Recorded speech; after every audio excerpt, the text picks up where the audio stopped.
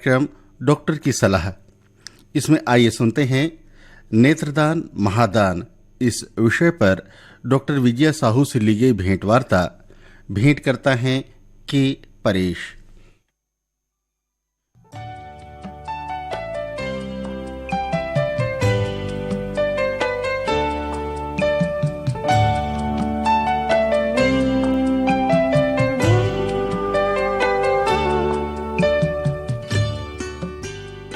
श्रोताओं नमस्कार। श्रोताओं, यूँ तो हमारे शरीर के बहुत से अंग हैं जिनका दान करके हम किसी और व्यक्ति को एक नया जीवन दे सकते हैं, लेकिन इन्हीं अंगों में एक अंग है नेत्र, और नेत्रों का भी दान होता है।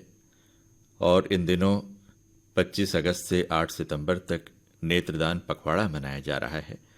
तो ये नेत्रदान क्या है और इसे कब किया जा सकता है, किन किन परिस्थितियों में नहीं किया जा सकता, इस संबंध में विस्तार से जानकारी के लिए हमने आमंत्रित किया है अखिल भारतीय आयुर्विज्ञान संस्थान रायपुर के नेत्र रोग विभाग की associate professor doctor Vijaya Sahu ji को। डॉक्टर विजया साहू जी, इस कार्यक्रम में आपका बहुत बहुत स्वागत है। धन्यवाद। सबसे पहले तो हम आपसे यही जानना चाहेंगे कि ये नेत्रदान क्या है और इसे कौन कर सकता है। जी, तो सबसे पहले मैं बताना चाहूँगी, नेत्रदान सही मायने में एक्चुअली एक आँख के एक छोटे से हिस्से का दान होता है। हमें ऐसा लगता है कि पूरे की पूरी आँखों का हम दान करके आँख की कोई भी बीमारी को ठीक कर सकते हैं, तो वो एक्चुअली एक भ्रांति है। तो हम बेसिकली कॉर्निया का ट्रांसप्लांट करते हैं। कॉर्निया ही यूज़ होती है नेत्रदान के लिए, तो ये हम बोल सकते हैं कि ये कॉर्निया का दान होता है, बेसिकली आँख की पुतली का दान होता है। मैडम, हम आपसे ये भी जानना चाहेंगे कि ये नेत्रदान पखवाड़ा जो है ये क्यों मनाया जाता है। नेत्रदान पखवाड़ा जो हम हर साल 25 अगस्त से 8 सितंबर के बीच एक्चुअली मनाते हैं, तो उसका मनाने का रीज़न ये होता है कि हमने जैसे जाना कि लोगों में एक्चुअली अवेयरनेस बहुत कम है कि कब हमें नेत्रदान करना है, कैसे करना है। तो ये जो पखवाड़ा हम 15 दिन तक बनाते हैं, तो ज़्यादा से ज़्यादा लोगों में अवेयरनेस के लिए हम बहुत सारे एक्टिविटीज़ करते हैं, लाइक पोस्टर कंपटीशन, नुक्कड़ नाटक के जरिए लोगों public awareness talk public places पे, या फिर कुछ हम जैसे बोलते एजुकेशनल प्रोग्राम कर सकते हैं, या जैसे हम अभी कर रहे हैं रेडियो के जरिए लोगों को मैसेज दे सकते हैं। तो इस पखवाड़े का पर्पस होता है लोगों में ज़्यादा से ज़्यादा नेत्रदान के बारे में अवेयरनेस के लिए, जो हम हर साल इस 15 दिन में सेलिब्रेट करते हैं। जी, तो ये नेत्रदान किस तरह से किया जाता है। तो देखिए, नेत्रदान एक और सच्चाई है कि बाकी अंगों में जैसे इंसान जिंदा रहता है तो हम दान करते हैं, डोनेट करते हैं, लेकिन नेत्रदान ऐसा है कि वो मरने के बाद ही पॉसिबल है। तो जैसे ही किसी व्यक्ति की मृत्यु होती है, या तो उस व्यक्ति ने पहले से प्लेज फॉर्म फिल करके रखा है, या उसने सहमति दी है कि मरने के बाद अपने आई का डोनेशन करेगा, या अगर नहीं भी की है तो उनके जो रिश्तेदार होते हैं, अगर वो चाहते हैं कि वो अपनी नेत्रदान उस मरीज का कराना है, तो जो भी आसपास का आई बैंक है, मेडिकल कॉलेज है, डिस्ट्रिक्ट हॉस्पिटल है, सिविल हॉस्पिटल है, वो वहाँ कांटेक्ट कर सकते हैं वहाँ के नंबर में कि वो अपने मरीज का नेत्रदान करना चाहते हैं। तो वहाँ से एक टीम जितनी जल्दी हो सके वो उनके पास आ जाती है। मैडम, इसके लिए क्या उम्र की भी कोई सीमा होती है। हाँ, ये बहुत अच्छा सवाल है कि नेत्रदान कौन कर सकता है बेसिकली। तो एक्चुअली नेत्रदान के लिए कोई सीमा नहीं है, कोई उम्र की सीमा नहीं है। कोई भी जेंडर के, मेल या फीमेल, कोई भी दान कर सकता है। एक छोटा बच्चा से लेकर बुजुर्ग 80, 90, 100 साल का बुजुर्ग भी कर सकता है। बट ये जरूर बात होती है कि 18 से 60 साल की उम्र के व्यक्ति की कॉर्निया सबसे अच्छी होती है। एक्चुअली हम जब नेत्र ट्रांसप्लांट करते हैं तो वो बहुत सारे अलग अलग रीजन से करते हैं। तो एक सबसे इम्पॉर्टेंट रीजन होता है किसी की नज़र बढ़ाने के लिए, जिसको हम ऑप्टिकल पर्पस बोलते हैं। उस पर्पस के लिए 18 से 60 साल के व्यक्ति की कॉर्निया बहुत अच्छी होगी। लेकिन अगर कम एज का, जैसे 1 या 2 साल का बच्चा है, या 70 या 80 साल के बुजुर्ग हैं, उनकी कॉर्निया भी इस्तेमाल होती है। जैसे कि कुछ कंडीशन है, जैसे कि किसी का बहुत बड़ा कॉर्निया में अल्सर या घाव बन गया है जो हील नहीं हो रहा है, उस कंडीशन में हम डिसीज वाली कॉर्निया को रिप्लेस करके ये कॉर्निया लगा सकते हैं। उस कंडीशन में भी किसी भी एज ग्रुप की कॉर्निया इस्तेमाल कर सकते हैं। तो इन सब मतलब सिंपल बोलना चाहिए कि कोई भी उम्र के व्यक्ति नेत्रदान कर सकते। नेत्रदान के लिए एक जो घोषणा पत्र भरने की एक प्रक्रिया होती है, तो मान लीजिए किसी व्यक्ति ने घोषणा पत्र नहीं भरा है और उस व्यक्ति की मृत्यु की स्थिति में उसके परिवार वाले चाहते हैं कि उसका नेत्रदान किया जाए, तो क्या ये संभव है? बिल्कुल संभव है। पहले हमारे को ये एक मैसेज था कि हमको अपना एक फॉर्म भरना है, जिसको हम बोलते थे विलिंग डोनेशन, कि सपोज मैंने आज फॉर्म भरा, मरने के बाद ठीक है, मेरे कोई प्रॉब्लम नहीं आएगी, लेकिन ऐसा जरूरी नहीं है कि मैंने फॉर्म भरा है, अगर मरने के बाद घर के बाकी रिश्तेदार मना करते हैं, उस सिचुएशन में भी हम नहीं ले सकते हैं। और दूसरा, किसी ने अगर नहीं फॉर्म भरा है लेकिन उसके बावजूद उनके घर के मेंबर्स करना चाहते हैं, तो वो आसानी से कर सकते हैं। हमें कोई फॉर्म भरने की जरूरत अब नहीं है। जी मैडम, अक्सर ये देखा जाता है कि जब किसी परिवार में किसी की मृत्यु होती है तो वहां पर एक दूसरे तरह का माहौल होता है। जी जी। लेकिन इस बीच मान लीजिए किसी एक व्यक्ति ने इस दिशा में पहल की कि क्यों ना इनका नेत्रदान किया जाए जी। और घर वाले अगर तैयार हो जाते हैं, तो उस परिस्थिति में घर वालों को क्या क्या करना होता है? तो सबसे पहले तो हम उन्हें अपने नियरेस्ट आई बैंक, मेडिकल कॉलेज या डिस्ट्रिक्ट हॉस्पिटल में फोन करना है जी। ताकि वहां से टीम जल्दी से जल्दी आए। तो ये तो कुछ समय जरूर लगेगा इस प्रोसेस में। तो उस भी सबसे पहले उन्हें क्या करना है कि मरीज की आंखों को पलक बंद कर दे। कई बार क्या होता है कि थोड़ी सी पलक खुली रह जाती है मृत्यु के पश्चात, तो अगर वो खुली रह गई तो हमारी पुतली ड्राई हो जाएगी, जो फिर ट्रांसप्लांट के लिए सूटेबल नहीं होगी। तो सबसे पहला काम है आंखों को बंद करना। उनके ऊपर अगर सर के ऊपर फैन चल रहा है, फैन को बंद कर देना है। ज्यादा गर्मी है तो अगर एसी अवेलेबल है, एसी ऑन कर दीजिए। और बहुत ज्यादा गर्मी है तो गीला कॉटन करके आंखों को, पलक को बंद करके पलक के ऊपर उस गीले कॉटन को रखें ताकि मॉइस्चर रहे। और अगर पॉसिबल है तो सिर को थोड़ा सा ऊपर रखें, जैसे सिर के नीचे तकिया लगा दें। तो ये सब करने से हम उसकी क्वालिटी को बेटर कर सकते हैं।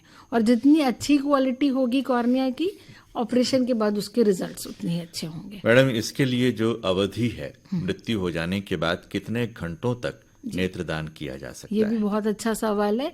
ऐसा नहीं है कि हम कभी भी कर सकते हैं। तो ये होता है 6 घंटे।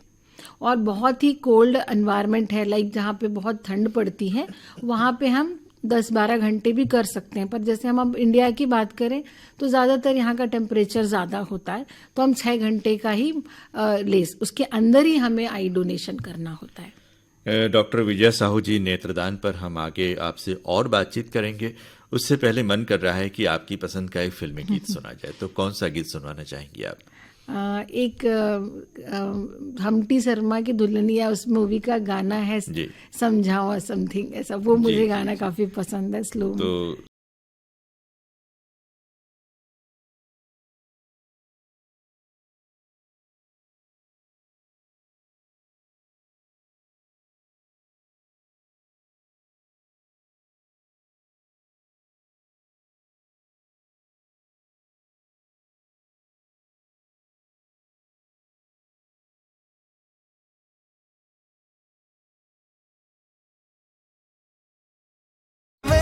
दान के बारे में हमारे श्रोताओं को जानकारी देने जा रही हैं। डॉक्टर मैडम, नेत्रदान के बारे में एक प्रश्न और मन में आ रहा है कि क्या नेत्रदान करने वाले को रुपए भी मिलते हैं, या जिसको आंखें लगानी हैं उससे रुपए लिए जाते हैं? नहीं, ये बिल्कुल गलत मिथ है एक्चुअली। ये एक बहुत नेक काम है। बेसिकली हम नेत्रदान को महादान बोलते हैं। तो ये आपके मतलब एक तरह से पुण्य है आपके लिए। तो इसमें आपने दान किया, आपकी अच्छी भावनाएं हैं कि एक अगर व्यक्ति ने दान किया तो 2, और आजकल नई पद्धति से हम बोल सकते हैं 4 लोगों को रोशनी मिलती है। तो आई थिंक उससे बड़ा पुण्य कुछ नहीं हो सकता। ये तो आपने दान की, अब बात होती है उसको पेशेंट में यूज करने की। जी।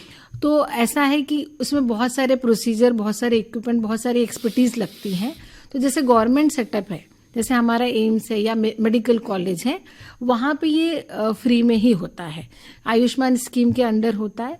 प्राइवेट हॉस्पिटल में अगर होता है, कुछ सेंटर्स होते हैं जहाँ ट्रांसप्लांट सेंटर बोला जाता है, वहाँ पे वो उनके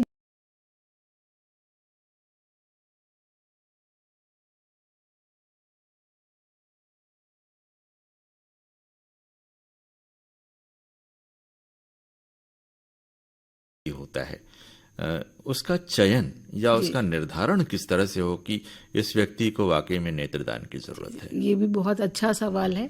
तो देखिए, हमारा जो ट्रांसप्लांट करते हैं उसके अलग अलग टाइप होते हैं। पहला होता है हम किसी को रोशनी देने के लिए कर रहे हैं, जिसको हम बोलते हैं ऑप्टिकल ट्रांसप्लांट, ऑप्टिकल रीजन। दूसरा होता है थेरेपेटिक, मतलब जैसे जैसे कोई बहुत इन्फेक्शन है जो कंट्रोल नहीं हो रहा, तो हम डिसीज टिश्यू को बदल के हेल्दी टिश्यू रिप्लेस करेंगे। तीसरी कंडीशन होती है कि किसी में अल्सर की वजह से परफोरेशन हो गया है, तो अगर परफोरेट हो गया है तो आईबॉल श्रिंक हो जाएगी। उस कंडीशन में आईबॉल का शेप बचाने के लिए भी हम करते हैं। और चौथा रीज़न होता है, हमें पता है रोशनी नहीं आएगी लेकिन सफ़ेदी है, तो जैसे फीमेल है उन्हें कॉस्मेटिकली वो अच्छा नहीं दिख रहा, तो जिसको बोला जाता है कॉस्मेटिक रीजन से। तो ये 4 कैटेगरीज होती हैं। लेकिन सबसे इम्पोर्टेंट, अब इसको इन चारों में से हम किसी को भी यूज़ कर सकते हैं। लेकिन जब कॉर्निया मिलती है, सबसे पहले तो हम अपना एक रजिस्टर मेंटेन करते हैं। जैसे जैसे पेशेंट आते जाते हैं उनका नाम, एड्रेस, फ़ोन नंबर, सारा डिटेल उस रजिस्टर में एंट्री होता है। तो प्रायोरिटी बेसिकली ऑप्टिकल, सबसे पहला होता है ऑप्टिकल के लिए, मतलब हमको विजन देना है। और उसमें भी वो पेशेंट्स प्रायोरिटी में आते हैं या तो जो दोनों आंखों से अंधे हैं, क्योंकि उनके लिए बहुत ज़रूरी है, या पेशेंट यंग है। तो ये इन दोनों सिचुएशन में, क्योंकि यंग पेशेंट हमारे देश का भविष्य है, उनको अभी काफ़ी ज़िंदगी जीनी है, तो उनको भी हम प्रायोरिटी देते हैं। और लेकिन इसी समय अगर कोई पेशेंट हमारे पास ऑलरेडी एडमिट है जिसको अल्सर है, जो हील नहीं हो रहा है, तो आपके पास ऑलरेडी पेशेंट है, तो हम उनको भी प्रायोरिटी देते हैं। तो और दूसरा होता है, और भी चीज़ होती है कि हर कॉर्निया हम ये नहीं बोल सकते कि बहुत अच्छी होती है, तो हम ट्रांसप्लांट के बाद डोनेट रिट्रीव करने के बाद हम उनको इवैल्यूएट करते हैं। तो कई बार ऐसा होता है कि बहुत अच्छी क्वालिटी नहीं होती है, उस कंडीशन में हम उस यंग पेशेंट को वो नहीं लगा सकते, क्योंकि उसके हमें पता है उसके रिजल्ट बहुत अच्छे नहीं आएंगे। तो उस कंडीशन में हम उसको थेरेपेटिक पर्पस के लिए ही यूज़ करते हैं, मतलब या तो घाव नहीं भरा है या परफोरेशन हो गया, उस कंडीशन में उसको यूज़ करते हैं। वो कौन कौन सी परिस्थितियां हैं मैडम जिसमें नेत्रदान नहीं किया जा सकता? तो एक सबसे पहले तो कौन कर सकता है, मैं आपको बता देती हूँ। तो लोगों को ये लगता है कि अगर मेरे आंखों का ऑपरेशन हुआ है, या मुझे शुगर है, ब्लड प्रेशर है, या टीबी हो चुका है, तो मैं आंख दान नहीं कर सकता। तो ये गलत है। उस कंडीशन में भी आप दान कर सकते हो, चाहे आप जिंदगी भर आपने चश्मा लगाया है, उस कंडीशन में भी आप कर सकते हो। पर डेफिनेटली कुछ कंडीशन होती हैं जिसमें आप दान नहीं कर सकते। तो हम इसको 2 प्रकार से डिवाइड कर सकते हैं। पहला कुछ आंख की कंडीशन है, दूसरा कुछ शरीर की सामान्य बीमारियां हैं। तो सबसे पहले हम आंख से रिलेटेड बीमारियों की बात करें, तो जैसे अगर पेशेंट को पहले से एक आध बार ट्रांसप्लांट हुआ है, मतलब उसकी पुतली ऑलरेडी कॉम्प्रोमाइज है, उस कंडीशन में हम नहीं लेंगे। आपने सुना होगा आजकल लोग चश्मा उतारने के लिए एक सर्जरी कराते हैं, लैसिक, उस कंडीशन में भी वो इतनी सुटेबल नहीं होती है। और या तो उस समय कुछ इन्फेक्शन, जैसे अभी आपने सुना है आई फ्लू फैला हुआ है, तो अगर उस समय उस पेशेंट को आई फ्लू हुआ है, मतलब और किसी भी टाइप का इन्फेक्शन है, तो उस कंडीशन में नहीं करेंगे। और या कुछ आंखों का ट्यूमर है, कई बार आंखों का ट्यूमर भी होता है, पलकों के आसपास कोई भी ट्यूमर है, तो हम उस कंडीशन में नहीं लेंगे। तो ये तो बात थी आंखों से संबंधित बीमारियां। अब आती है जनरल कंडीशन। सबसे इम्पॉर्टेंट होता है, क्योंकि आप एक पर्सन की आंख टिश्यू निकाल के दूसरे को कर रहे हैं, तो जो अगर डोनर को कोई बीमारी है तो वो दूसरे में होने के चांसेस होते हैं। और कुछ बीमारियां ऐसी होती हैं जो टिश्यू से ही फैलती हैं, जैसे कि HIV या हेपेटाइटिस B या हेपेटाइटिस C, रैबीज, ये सब बीमारियां हैं। कॉर्निया की कंडीशन कितनी भी अच्छी हो, लेकिन ये बीमारी का उसके वायरस होने के चांसेस होते हैं, तो वो उस पेशेंट में चले जाएंगे। तो हम तो कुछ और पर्पस से करने गए थे, पेशेंट को प्रॉब्लम हो सकती है, तो ये इस कंडीशन में नहीं करते। और दूसरा होता है, अगर जैसे पेशेंट कुछ बहुत दिनों तक ऐसा आईसीयू में एडमिटेड है, उसके बाद उनकी डेथ होती है, या उनको इन्फेक्शन हो गया उस पीरियड में, तो भी हम नहीं कर सकते, जिसको हम सेप्टिसीमिया बोलते हैं। या पेशेंट को ब्लड कैंसर है या कोई भी और कैंसर है, उस कंडीशन में भी नहीं कर सकते हैं। या पेशेंट को ब्रेन से न्यूरोलॉजिकल कोई, जैसे डिमेंशिया होता है, पार्किंसनिज्म होता है, ये भी कंडीशंस हैं जिसमें हम इस्तेमाल नहीं करते। और एक इम्पॉर्टेंट रीज़न होता है कि आपको डेथ का रीज़न ही नहीं पता है।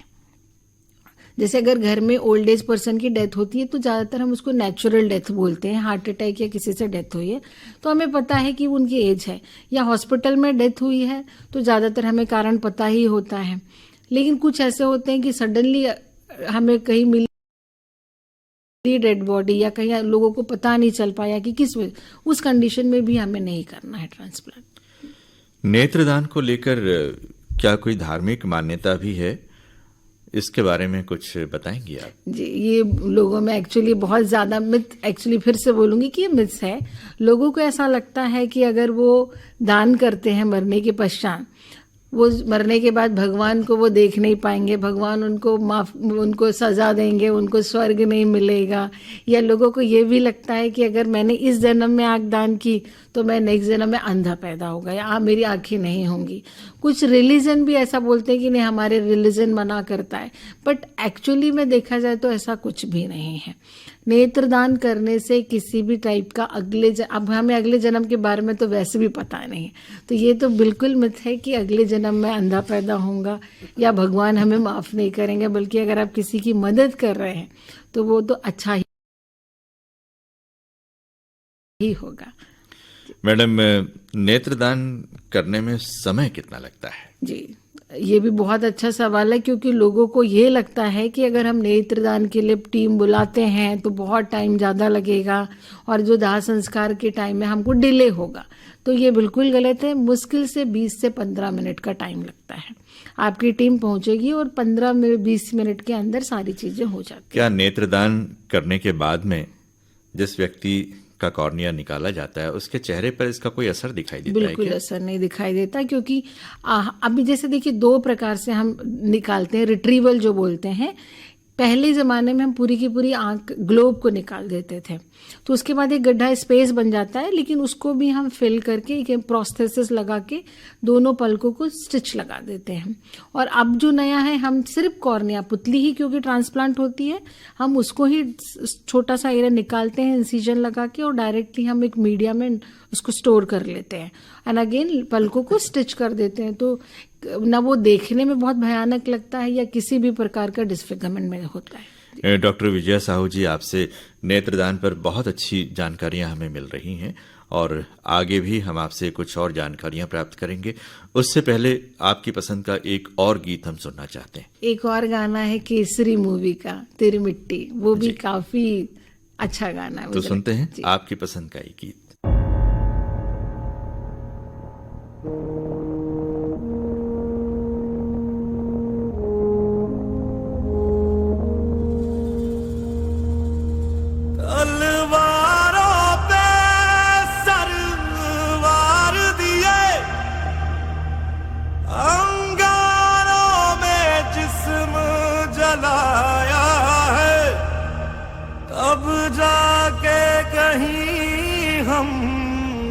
सर पे ये केसरी रंग सजाया है।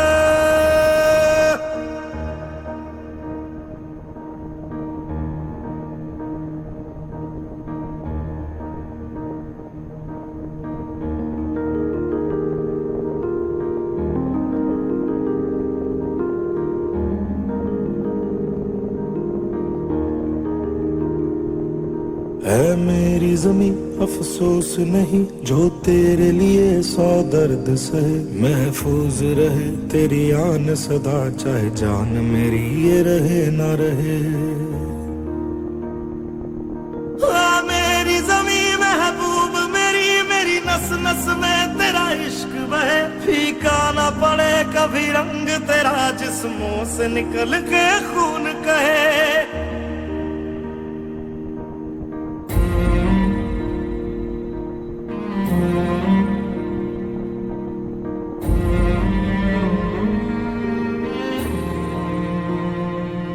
तेरी मिट्टी में मिल जावा, गुल बन के मैं खिल जावा, इतनी सी है दिल की आरज़ू। तेरी नदियों में बह जावा, तेरे खेतों में लहरावा, इतनी सी है दिल की आरज़ू।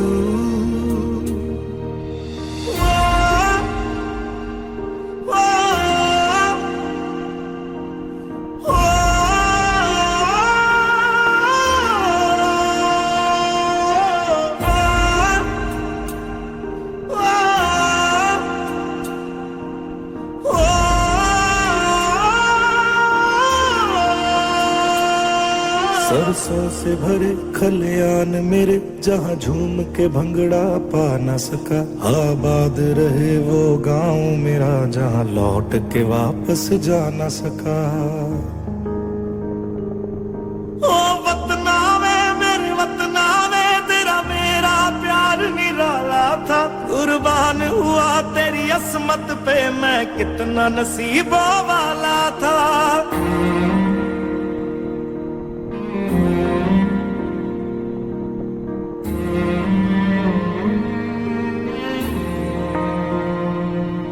तेरी मिट्टी में मिल जावा, गुल बन के मैं खिल जावा। इतनी सी है दिल की आरज़ू, तेरी नदियों में बह जावा, तेरे खेतों में लहरावा। इतनी सी है दिल की आरज़ू।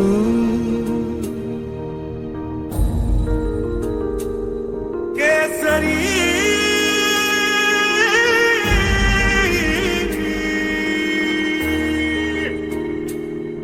ओ हीर मेरी तू हंसती रहे, तेरी आंख घड़ी भर नम ना हो। मैं मरता था जिस मुखड़े पे, कभी उसका उजाला कम ना हो।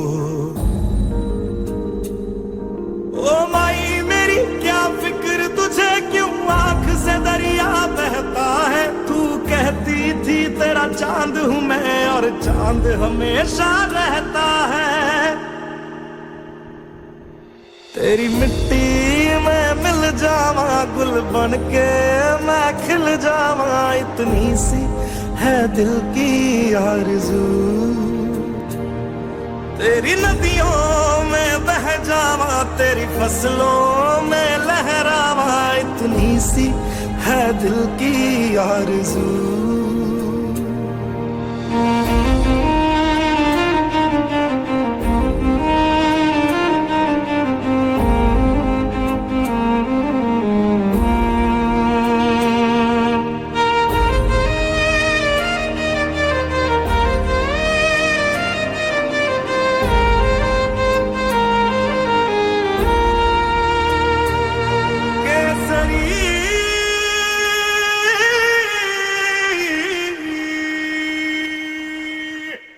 श्रोताओं, कार्यक्रम डॉक्टर की सलाह में आज हमारे साथ हैं डॉक्टर विजया साहू जी, और आप हमें नेत्रदान के बारे में बहुत ही अच्छी जानकारी दे रही हैं। डॉक्टर विजया साहू जी, नेत्रदान को लेकर एक बात और जो दिखाई देती है कि आज भी हमारे देश में ज़रूरतमंद लोगों की संख्या बहुत ज़्यादा है और दान में प्राप्त होने वाले नेत्रों की संख्या बहुत कम है। क्या कारण है इसका? जी, तो इसको हम बोल सकते हैं डिमांड और सप्लाई में बहुत डिफरेंस है। जैसे हम आज की डेट में अगर बात करें तो 1 से 1.2 मिलियन ब्लाइंड हैं लोग, और हर साल 50,000 नए ब्लाइंड पीपल ऐड हो जाते हैं। और अगर हम बात करें हमें कितनी कॉर्निया मिलती है, तो साल में 30 से 40,000, जो बहुत ही कम है एक्चुअली। तो जो उसका सबसे बड़ा रीज़न आता है अवेयरनेस का, है ना। लोगों को ये, लोग अगर दान भी करना चाहते तो उन्हें शायद प्रोसीजर के बारे में पता नहीं है, तो अवेयरनेस नहीं है पहली बात। दूसरा, एक मोटिवेशन, या हमें बोलना चाहिए कि उन्हें ध्यान भी आता है लेकिन लगता है कि क्या करना है हमें। और एक ये जो मिथ्स जो अभी हमने पिछले उसमें बात की, ये भी काफ़ी लोगों में है कि अगले जन्म में हम अंधे पैदा होंगे, कॉस्मेटिक डिसफिगरमेंट होगा, हमारा धर्म अलाउ नहीं करता है। ये काफ़ी सारी ये जो चीज़ें हैं, ये एक्चुअली हम बहुत बड़ी बाधा है जो हमारी डिमांड और सप्लाई में हमारा डिफरेंस ला रही है। अगर किसी परिवार में किसी की मृत्यु हो जाती है और परिवार वाले चाहते हैं कि इनका नेत्रदान करना है, तो ग्रामीण स्तर पर अगर हम बात करें तो उन्हें किनसे संपर्क करना पड़ेगा? शहर स्तर पर अगर हम बात करें तो किनसे संपर्क करना पड़ेगा? तो देखिए, शहर जैसे हम रायपुर की बात करें तो यहाँ पे मेडिकल कॉलेज है, एम्स है, अरविंदो हॉस्पिटल, कई और आई बैंक्स हैं। तो आप नियरेस्ट किसी भी आई बैंक का नंबर यूजुअली अवेलेबल होता है, उस पे वहाँ आप कर सकते हैं। अब बात होती है छोटी जगह गाँव में, जहाँ ज़्यादा प्रॉब्लम हो सकती है। तो लेकिन अभी जैसे वो भी उनके हर आसपास में जो भी डिस्ट्रिक्ट हॉस्पिटल होता है उन्हें वहाँ कॉल करना है।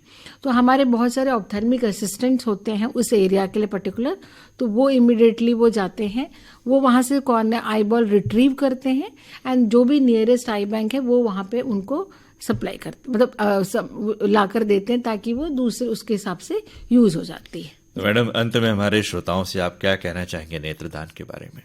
मैं ये बोलना चाहूँगी कि मैं सबसे अपील करना चाहूँगी कि नेत्रदान करें और नेत्रदान को पारिवारिक परंपरा बनाएं।